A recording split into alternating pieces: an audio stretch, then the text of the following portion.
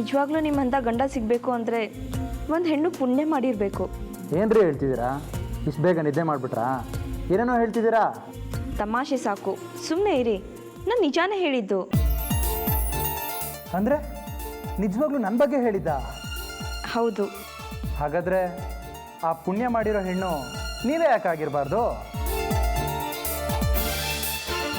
ಅದೆಲ್ಲ ಆಗಲ್ಲ. ಯಾಕಂದರೆ ನನಗೆ ಈ ಮದುವೆ ಸಂಸಾರ ಅನ್ನೋದು ಇಷ್ಟನೇ ಇಲ್ಲ. ಯಾಕಂದರೆ ನಾನು ಮಾಡಬೇಕಾಗಿರೋದು ಬೇರೆಯೇ ಇದೆ. ಸರಿ ಬಿಡಿ, ಈ ಜನ್ಮದಲ್ಲಿ ಅಲ್ಲದೆ ಇದ್ದರೂ ಮುಂದಿನ ಜನ್ಮದಲ್ಲಾದರೂ ಗಂಡ ಹೆಂಡತಿಯಾಗಿರೋಣ. ಮುಂದಿನ ಜನ್ಮ ಅಲ್ಲ, ಯಾವ ಜನ್ಮದಲ್ಲೂ ನಾವಿಬ್ಬರು ಒಂದಾಗೋಕ್ಕೆ ಸಾಧ್ಯನೇ ಇಲ್ಲ. ಯಾಕಂದರೆ ನನ್ನ ಧರ್ಮನೇ ಬೇರೆ, ನಿಮ್ಮ ಧರ್ಮನೇ ಬೇರೆ.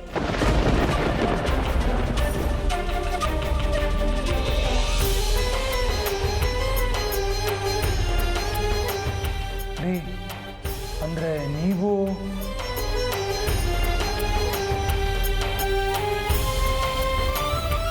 ಅಂದರೆ ನಾನು ಹೇಳಿದ್ದು ನ್ಯಾಯ, ನೀತಿ, ಧರ್ಮ. ನನ್ನ ದಾರಿನೇ ಬೇರೆ, ನಿಮ್ಮ ದಾರಿನೇ ಬೇರೆ. ನೋಡಿ, ನಾನು ಓದಿ ಲಾಯರ್ ಆಗಬೇಕು ಅಂದ್ಕೊಂಡಿರೋಳು, ನೀವು ಪಾಠಶಾಲೆ ಶುರು ಮಾಡಬೇಕು ಅಂದ್ಕೊಂಡಿರೋರು. ಏನ್ರಿ ನೀವು ರೈಲ್ನ ಒಂದೊಂದ್ಸಾರಿ ಇದೇ ಮೇಲೆ ಎತ್ತಿಸ್ತೀರಲ್ಲ? ಯಾಕೆ? ನಾನು ಧರ್ಮ ಅಂತ ಹೇಳಿದ ತಕ್ಷಣ ನಾನು ಬೇರೆ ಧರ್ಮದವಳು ಅಂತ ಅಂದ್ಕೊಂಡ್ರಾ? ಹೌದು. ನಾನು ಹಾಗಂದೆ ಅಂತ ನಾನು ಓದಿಗೇನು ತೊಂದರೆ ಮಾಡಲ್ಲ ಅಲ್ವಾ? ಯಾಕೆ ಅನುಮಾನ? ನಿಮಗೆ ನನ್ನ ಮೇಲೆ ಕೋಪ ಇದೆ ಅಲ್ವಾ, ಅದಕ್ಕೆ. ರೀ ಸುಮ್ಮನೆ ಇರ್ರಿ. ನನಗೆ ಕೋಪ ಇದ್ದಿದ್ರೆ ನಿಮ್ಮನ್ನ ಇಷ್ಟು ದಿನ ನನ್ನ ಜೊತೆ ಇಟ್ಕೋತಾನೆ ಇರಲಿಲ್ಲ. ಆದರೂ ನನಗೆ ನಿಮ್ಮ ಮೇಲೆ ನಂಬಿಕೆನೇ ಇಲ್ಲ. ಎಲ್ಲಿ ಅರ್ಧ ದಾರಿಲೇ ಬಿಟ್ಬಿಡ್ತೀರೇನೋ ಅನ್ನಿಸ್ತಿದೆ. ಅದು ನನ್ನ ಧರ್ಮ ಅಲ್ಲ. ನಾನು ನಂಬಿರೋ ಆ ರಾಮನ ಮೇಲೆ ಪ್ರಮಾಣ ಮಾಡಿ ಹೇಳ್ತೀನಿ, ಕೇಳಿಸ್ಕೊಳ್ಳಿ. ಎಂಥ ಸಂದರ್ಭ ಆಗಿರಲಿ, ಏನೇ ಪರಿಸ್ಥಿತಿ ಆಗಿರಲಿ, ನಿಮ್ಮ ಓದಿಗೆ ನನ್ನಿಂದ ತೊಂದರೆ ಆಗಲ್ಲ. ನಾನು ನಿಮಗೆ ಒಳ್ಳೆ ಬೆಸ್ಟ್ ಫ್ರೆಂಡಾಗಿ ಲೈಫ್ ಲಾಂಗ್ ಯಾವಾಗಲೂ ಜೊತೆಗಿರ್ತೀನಿ. ಇದು ಸತ್ಯ. ಬೇಡ ಭರತ್, ಪ್ಲೀಸ್ ನನ್ನ ಬಿಟ್ಬಿಡು. ಪ್ಲೀಸ್ ಭರತ್, ಯಾಕೆ ಮಾಡ್ತಿದ್ಯಾ?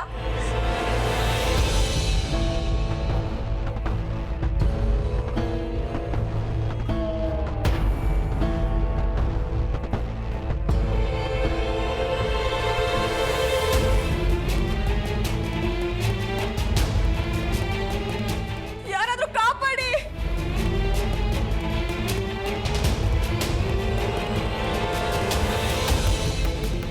ಏನಾಯ್ತಮ್ಮ? ಯಾಕೆ ಹಾಕಿರ್ಚ್ಕೊಂಡೆ?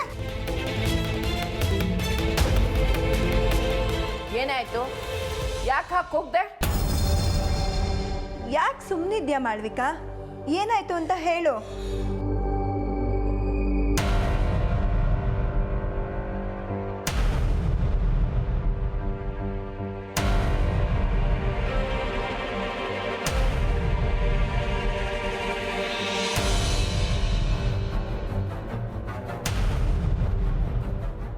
ಮಾಳವಿಕಾ, ಏನಾಯ್ತು ಅಂತ ಹೇಳು.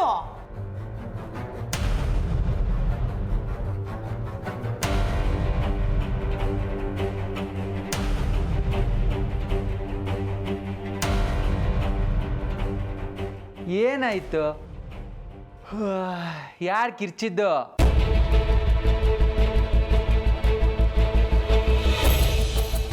ಅಯ್ಯ, ನೀವೆಲ್ಲ ಏನಿಲ್ಲಿ? ಏನಾಯ್ತು ಅಂತ ಈಗ ನಿಂತಿದ್ದೀರಾ?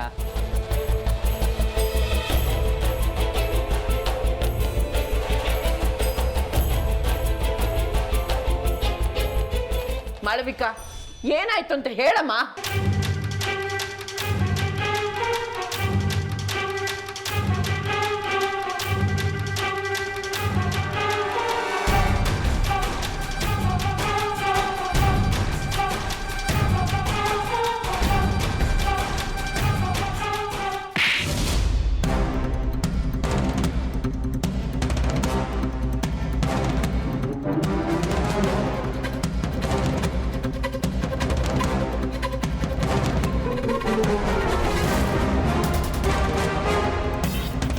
ನನಗೇನು ಕೊಡ್ತಿದ್ದೀರಾ? ಮೊದಲು ಏನಾಯ್ತಂತ ಹೇಳಿ. ಏನಾಯ್ತಾ? ಎಷ್ಟು ದವನೆ ನೋಡಿದ್ರೆ ಗೊತ್ತಾಗಲ್ವೇನಾ? ನನ್ನ ಬಾಯಲ್ಲೇ ಕೇಳ್ಬೇಕಾದ? ಏನು ಹೇಳ್ತಿದ್ದೀರಾ ನೀವು? ಅಯ್ಯೋ ಪಾಪಿ, ಮತ್ತೆ ನನ್ನನ್ನೇ ಕೇಳ್ತೀಯ? ಮನೆಗೆ ಬಂದಿರೋ ಹೆಣ್ಣಿನ ಕೈ ಹಿಡಿತೀಯಲ್ಲ, ನಿನಗೆ ನಾಚಿಕೆ ಆಗಲ್ವೇನೋ? ಯಾರು ನಾನಾ? ಏನಾಗಿದೆ ನಿಮ್ಗೆ? ಸಾಕು. ರೀ, ನೀವು ಸ್ವಲ್ಪ ಸಮಾಧಾನ ಮಾಡ್ಕೊಳ್ರಿ. ಮಾಳವಿಕಾ, ಅದೇನಾಯ್ತು ಅಂತ ಸ್ವಲ್ಪ ಸರಿಯಾಗಿ ಹೇಳಮ್ಮ. ಪಾಪ, ಅವಳೇನೇ ಹೇಳ್ತಾಳೆ? ನೋಡಿದ್ಯಾ ನಿನ್ನ ಮಗ ಮಾಡಿರೋ ಘನಂದಾರಿ ಕೆಲಸನ?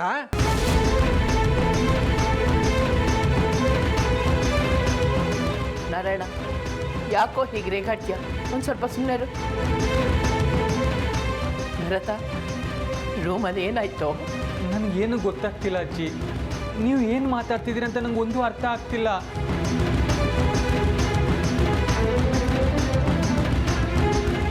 ಯಾಕೆ ಬರೋದು ಸುಳ್ಳು ಹೇಳ್ತಿದ್ಯಾ? ನನ್ನ ನೀರು ತಗೊಂಬ ಅಂತ ಹೇಳಿ ನಾನು ನೀರು ತಗೊಂಡು ಬಂದಾಗ ನನ್ನ ಕೈ ಹಿಡ್ದು ಎಳ್ದಿದ್ದು ಸುಳ್ಳ?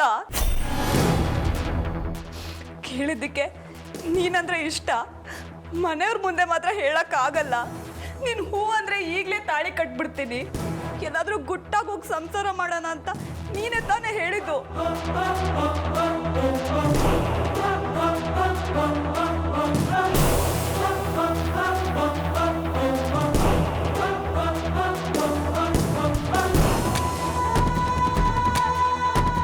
ಇಲ್ಲ, ಇವಳು ಮಾತನ್ನ ಯಾರು ನಂಬೇಡಿ. ಇವಳು ಮಹಾನ್ ಛತ್ರಿ.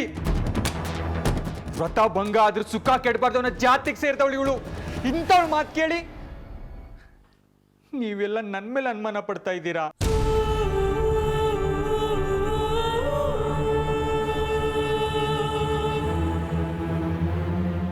ಮಾಡೋದು ಮಾಡಿ ಯಾಕೆ ಬರತ್ ಹೀಗೆಲ್ಲ ಹೇಳ್ತಿದ್ಯಾ?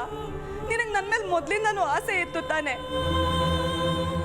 ಅದಕ್ಕೆ ನಮ್ಮ ಮನೆಗೆ ಬಂದಾಗೆಲ್ಲ ನನ್ನ ಸೌಂದರ್ಯನ ಹೊಗಳ್ತಾ ಇರ್ತಿದ್ದೆ. ಸಾಕ್ ಮುಚ್ಚೆ. ಊರಿಗೆ ನೀನು ಒಬ್ಳೇನ ಪದ್ಮಾವತಿ? ನಿನಗೆ ಈ ಮನೇಲಿ ಇರೋಕ್ ಬಿಟ್ಟಿದೆ ಹೆಚ್ಚಾಯ್ತು. ನಿನ್ಗೇನ್ ಮಾಡ್ತೀನಿ ನೋಡೀಗ. ಹೇ, ಸಾಕು ಮಾಡೋ ನೀನು ಒಣ ಪೌರುಷನ.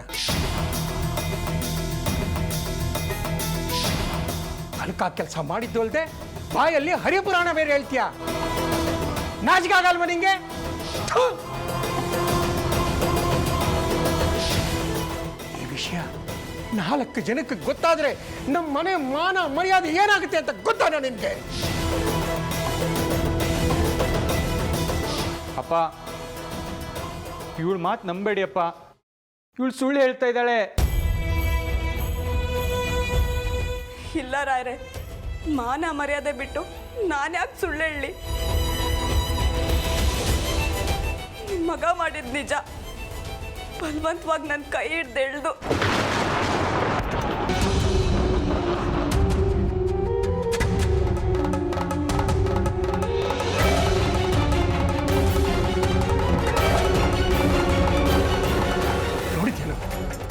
ನೋಡಿದೇನೋ? ಏ ಪಾಪಿ, ಇಂಥ ವಿಷಯದಲ್ಲಿ ಯಾವುದಾದ್ರೂ ಹೆಣ್ಣು ಸುಳ್ಳು ಹೇಳ್ತಾಳೆ? ಅಪ್ಪ, ನೀವು ಸ್ವಲ್ಪ ಸುಮ್ಮನೆ ಇರ್ತೀರಾ? ಇವಳು ಹೇಳಿದೆಲ್ಲ ನಿಜ ಅಂತ ಹೇಗೆ ನಂಬ್ತೀರಾ?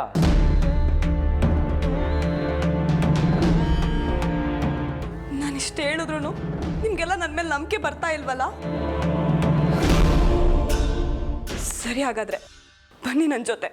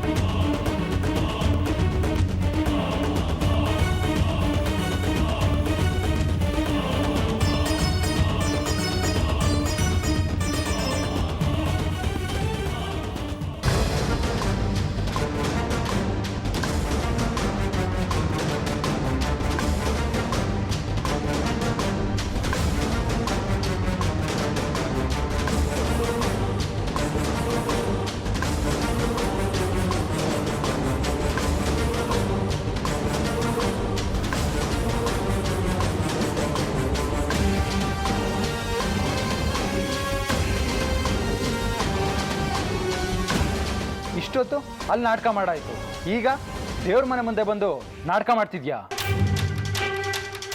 ರಾಮ್, ನಾನು ಈ ಮನೆಗೆ ಬಂದಿದ್ದು ಮನುಷ್ಯಲಾಗಬೇಕು ಅಂತ. ನಾಟಕ ಮಾಡೋದ್ರಿಂದ ನನಗೇನು ಲಾಭ ಇಲ್ಲ.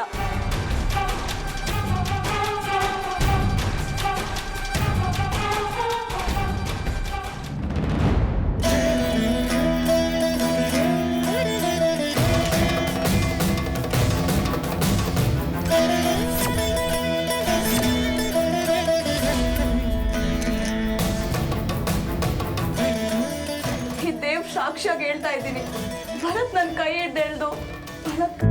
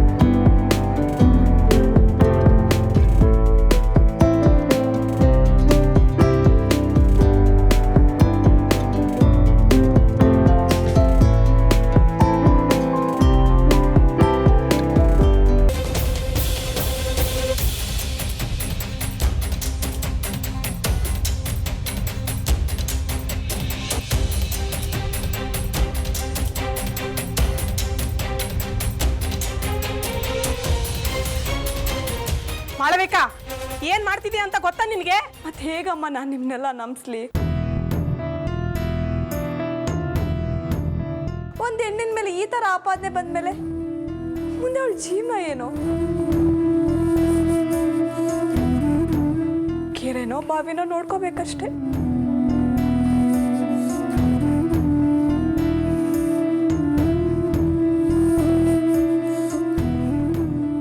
ಎಷ್ಟು ಸೆಂಟಿಮೆಂಟ್ ಆಗಿ ಮಾತಾಡಿದ್ರು ಒಬ್ರು ಮನಸ್ಸು ಕರಗ್ತಾ ಇಲ್ವಲ್ಲ. ಇನ್ ಯಾವ ನಾಟಕ ಮಾಡ್ಲಿ ನಾನು?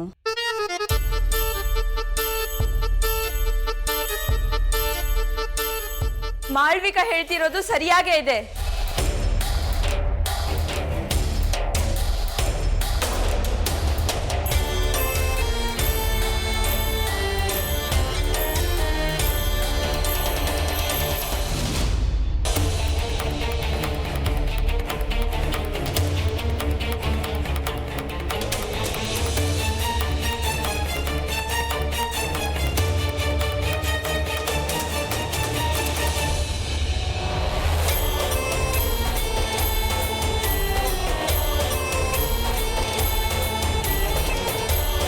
ಮಾಳ್ವಿಕಾ ಹೇಳ್ತಿರೋದು ಸರಿ ಇದೆ.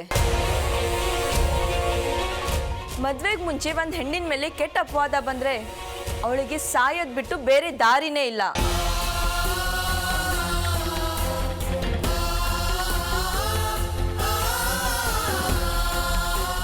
ಜಾನಕಿ, ಏನಮ್ಮ ಹೇಳ್ತಿದೀಯ ನೀನು? ಹೌದು ಅತ್ತೆ, ನಿಮ್ಮ ಮಗನಿಗೆ ಇವಳ ಜೊತೆ ಮದ್ವೆ ಮಾಡಿಸೋದೆ ಇದಕ್ಕೆ ಸರಿಯಾದ ದಾರಿ.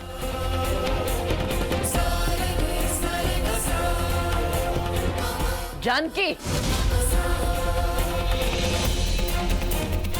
ಹೌದು ಅಜ್ಜಿ, ನಾನು ಹೇಳ್ತಿರೋದು ಸರಿಯಾಗೇ ಇದೆ.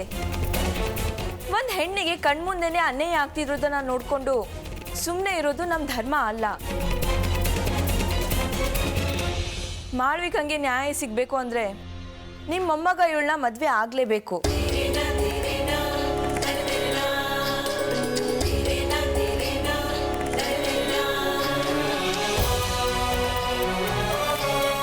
ಕೊನೆಗೂ ನನ್ನ ಪರವಾಗಿ ಮಾತಾಡೋಕೆ ಬಂದ್ಲು. ಮುಂದೆ ಚಾಲಾಕಿ ಲಾಯರ್ ಆಗ್ತಾಳೆ ಇವಳು ಪಕ್ಕ. ಜಾನಕಿ, ಬಾಯಿಗೆ ಬಂದಂಗೆ ಮಾತಾಡಬೇಡ. ನಾನೇನು ತಪ್ಪಾಗಿ ಹೇಳಿಲ್ಲ. ಇದೇ ಪರಿಸ್ಥಿತಿ ನಿಮ್ಮ ಮನೆಯವ್ರಿಗೆ ಯಾರಿಗಾದ್ರೂ ಬಂದಿದ್ರೆ ನೀವು ಹೀಗೆ ಸುಮ್ಮನೆ ಇರ್ತಿದ್ರಾ? ಮಾವ, ನೀವು ತಿಳಿದವರು, ನೀತಿ ನಿಯಮದಲ್ಲಿ ದೊಡ್ಡವರು. ನೀವೇ ಹೇಳಿ, ನಾನೇನಾದರೂ ತಪ್ಪು ಹೇಳಿದ್ನಾ? ನಾನು ಮಾತಾಡಿದ್ರಲ್ಲಿ ನ್ಯಾಯ ಇಲ್ವಾ? ನೀನು ಮಾತಾಡಿದ್ರಲ್ಲಿ ಏನೂ ತಪ್ಪಿಲ್ಲಮ್ಮ. ಇಷ್ಟೆಲ್ಲ ಆದಮೇಲೆ ನಾವು ಸುಮ್ಮನಿದ್ರೆ ನಮ್ಮನ್ನು ಯಾರು ಮನುಷ್ಯರಲ್ಲ, ಮೃಗಗಳಿಗಿಂತ ಕಡೆ ಅಂತಾರೆ.